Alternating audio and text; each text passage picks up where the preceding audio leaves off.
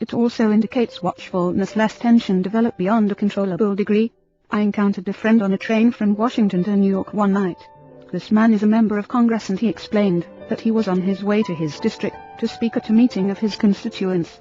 The particular group he was about to address was hostile to him, he said, and would probably try to make things very difficult for him. Although they represented a minority in his district, he was going to face them just the same. They are American citizens, and I'm their representative. They have a right to meet with me, if they want to. You do not seem to be much worried about it, I commented. No, he answered, if I get worried about it, then I will be upset and will not handle the situation well. Do you have any particular method for handling such a tense situation? I asked. Oh, yes, he replied, they will be a noisy crowd. But I have my own way of meeting such situations without tension. I will breathe deeply, talk quietly, speak sincerely, be friendly and respectful, hold my temper, and trust in God to see me through. I have learned one important fact, the congressman continued, and that is in any situation be relaxed, keep calm, take a friendly attitude, have faith, do your best. Do this, and usually you can make things come out all right. I have no doubt about the ability of this congressman to live and work without tension, and, what is more, successfully to attain his objectives. When we were doing some construction work at my farm in Pawling, New York, I watched a workman swinging a shovel. He was shoveling a pile of sand. It was a beautiful sight. Stripped to the waist, his lean and muscular body worked with precision and correlation. The shovel rose and fell in perfect rhythm. He would push the shovel into the pile, lean his body against it, and drive it deep into the sand. Then, in a clear, free swing it came up and the sand was deposited without a break in the motion. Again the shovel went back into the sand. Again his body leaned against it, again the shovel lifted easily in a perfect arc. One almost had a feeling that he could sing in rhythm to the motion of this workman. Indeed, the man did sing as he worked. I was not surprised when the foreman told me that he is considered one of his best workmen. The foreman also spoke of him as good-humored, happy, and a pleasant person with whom to work. Here was a relaxed man who lived with joyous power, master of the art of easy does it. Relaxation results from recreation, and the process of recreation should be continuous. The human being is meant to be attached to a continual flow of force that proceeds from God through the individual, and back to God for renewal. When one lives in tune with this constantly recreative process, he learns the indispensable quality to relax and work on the basis of easy does it. Now, how to master this skill? Here are 10 rules for taking the hard way out of your job. Try these proven methods for working hard easily. They will help you to relax and have easy power. 1. Don't get the idea that you are Atlas carrying the world on your shoulders. Don't strain so hard. Don't take yourself so seriously. 2. Determine to like your work. Then it will become a pleasure, not drudgery. Perhaps you do not need to change your job. Change yourself and your work will seem different. 3. Plan your work, work your plan. Lack of system produces that I am swamped feeling. 4. Don't try to do everything at once. That is why time is spread out. Heed that wiser advice from the Bible, this one thing I do. 5. Get a correct mental attitude, remembering that is all difficulty in your work depends upon how you think about it. Think it as hard, and you make it hard. Think it as easy, and it tends to become easy. 6. Become efficient in your work. Knowledge is power over your job. It is always easier to do a thing right. 7. Practice being relaxed. Easy always does it. Don't press or tug. Take it in your stride. 8. Discipline yourself not to put off until tomorrow what you can do today. Accumulation of undone jobs makes your work harder. Keep your work up to schedule. 9. Pray about your work. You will get relaxed efficiency by so doing. 10. Take on the unseen partner. It is surprising the load he will take off you. God is as much at home in offices, factories, stores, kitchens, as in churches. He knows more about your job than you do. His help will make your work easy. How to get people to like you? We might as well admit it, we want people to like us. You may hear someone say, I don't care whether people like me or not. But whenever you hear anyone say that, just put it down as a fact that he is not really telling the truth. The psychologist, William James, said, one of the deepest drives of human nature is the desire to be appreciated. The longing to be liked, to be held in esteem, to be a sought-after person, is fundamental in us. A poll was taken among some high school students on the question, what do you most desire? By overwhelming majority the students voted that they wanted to be popular. The same urge is in older people as well.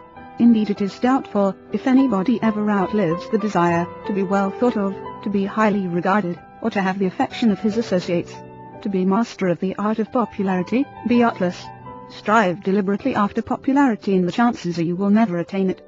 But become one of those rare personalities about whom people say, he certainly has something, and you can be certain you are on the way to having people like you.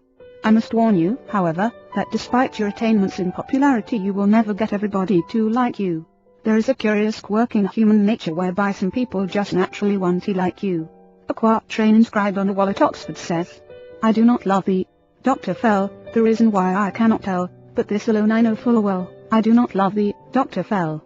That verse is very subtle. The author did not like Dr. Fell. He didn't know why, but he just knew he didn't like him. It was most likely an unreasonable dislike, for undoubtedly Dr. Fell was a very nice person. Perhaps if the author had known him better he would have liked him, but poor Dr. Fell never did become popular with the author of those lines. It may have been due simply to a lack of rapprochement, that baffling mechanism by which we either do or do not click with certain people. Even the Bible recognizes this unhappy fact about human nature, for it says, if it be possible, as much as lieth in you, live peaceably with all men. Wrote 12:18. The Bible is a very realistic book, and it knows people, their infinite possibilities as well as their imperfections.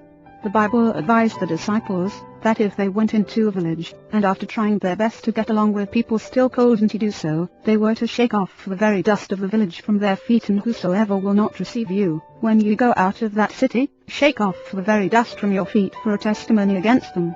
Luke 9:5. This is all by way of saying that you will be wise if you do not let it too seriously affect you, if you do not achieve perfect popularity with everyone. However, there are certain formulas and procedures which, if followed faithfully, can make you a person whom other people like.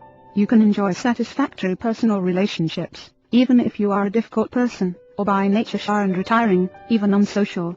You can make of yourself one who enjoys easy, normal, natural, and pleasing relationships with others. I cannot urge you too strongly to consider the importance of this subject, and to give time and attention to its mastery, for you will never be fully happy or successful until you do. Failure in this capacity will adversely affect you psychologically. To be liked is of profounder importance than mere ego satisfaction. As necessary as that is to your success in life, normal and satisfactory personal relations are even more important. The feeling of not being wanted or needed is one of the most devastating of all human reactions. To the degree to which you are sought after or needed by other people will you become a fully released person. The lone wolf, the isolated personality, the retiring individual, these people suffer a misery which is difficult to describe. In self-defense they retire ever further within themselves. Their ingrown, introverted nature is denied the normal development which the outgoing, self-giving person experiences. Unless the personality is drawn out of itself, and can be of value to someone, it may sicken and die. The feeling of not being wanted or needed produces frustration, aging, illness. If you have a feeling of uselessness, if nobody needs or wants you, you really ought to do something about it. It is not only a pathetic way to live, but is serious psychologically. Those who deal with the problems of human nature constantly encounter this problem and its unfortunate results. For example, at a Rotary Club luncheon in a certain city, two physicians were at my table. One an elderly man who had been retired for several years, the other the most popular young doctor in town.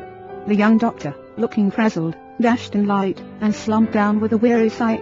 If only the telephone would stop ringing, he complained. I can't get anywhere, because people call me all the time. I wish I could put a silencer on that telephone. The old doctor spoke up quietly. I know how you feel, Jim, he said. I used to feel that way myself, but be thankful the telephone does ring. Be glad people want and need you. Then he added pathetically, nobody ever calls me anymore. I would like to hear the telephone ring again. Nobody wants me, and nobody needs me. I am a has-been. All of us at the table who sometimes feel a bit worn by numerous activities did a lot of thinking as we listened to the old doctor. A middle-aged woman complained to me that she didn't feel well. She was dissatisfied and unhappy. The husband is dead, the children are grown, and there is no place for me anymore. People treat me kindly, but they are indifferent. Everyone has his own interest, and nobody needs me, nobody wants me. I wonder, could that be a reason I do not feel well, she asked. Indeed, that could very likely be an important reason. In a business office, the founder of the firm, just past 70, was walking restlessly and aimlessly around. He talked with me while his son, present head of the business, whom I had come to see, was on the telephone. The old man said gloomily, "Why don't you write a book on how to retire? That is what I need to know." "I thought it was going to be wonderful, to give up the burdens of the job," he continued, "but now I find that nobody is interested in anything I say. I used to think I was a popular fellow, but now when I come down here and sit around the office everyone says hello, then they forget me. I might as well stay away altogether for all they care. My son is running the business, and he is doing a good job of it, but," he concluded pathetically, "I'd like to think they needed me a little bit. These people are suffering one of the most pathetic and unhappy experiences in this life. Their basic desire is to be sought after, and this desire is not being satisfied. They want people to appreciate them. The personality longs for a scene. But it isn't only in retirement that this situation develops. A girl of 21 told me that she had been unwanted ever since birth.